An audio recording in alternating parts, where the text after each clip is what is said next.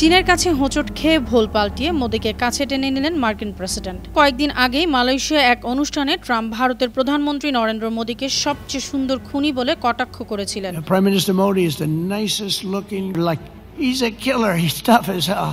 গেল ৩০ অক্টোবর চীনের president Xi Jinping এর সঙ্গে বৈঠক করেন মার্কিন প্রেসিডেন্ট ডোনাল্ড ট্রাম্প।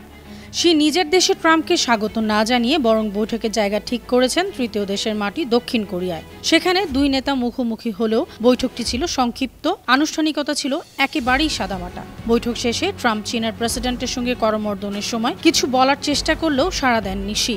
চীনের কাছে এভাবে অবহেলিত হওয়ার পরদিনই ভারতের দিকে ঝুঁকলেন ট্রাম্প। 10 বছরের প্রতিরক্ষা সহযোগিতা চুক্তি করালেন ভারতের সঙ্গে। চুক্তি স্বাক্ষর করেন ভারতের প্রতিরক্ষা মন্ত্রী রাজনাথ সিং এবং যুক্তরাষ্ট্রের প্রতিরক্ষা সচিব পিট হেগসেথ। মার্কিন প্রতিরক্ষা সচিব তার এক্স পোস্টে জানিয়েছেন, এই চুক্তি দুই দেশের মধ্যে সামরিক প্রযুক্তি বিনিময়, তথ্য শেয়ার এবং যৌথ প্রতিরক্ষা মহড়ায় অংশগ্রহণ আরও জোরদার করবে। অথচ কয়েকদিন আগেই মালয়েশিয়া এক অনুষ্ঠানে ট্রাম্প ভারতের প্রধানমন্ত্রী নরেন্দ্র মোদিকে সবচেয়ে সুন্দর খুনি বলে কটাক্ষ করেছিলেন।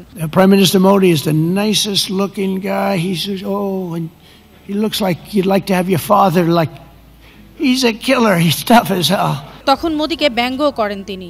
No, we will fight. I said, whoa, this is the same man that I know.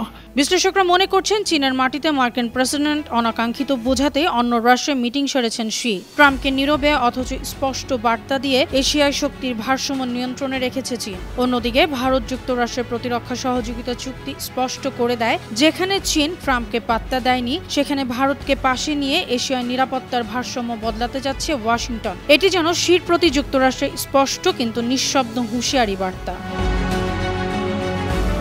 Ananya চৈতি, আন্তর্জাতিক ডেস্ক, বানো টিভি।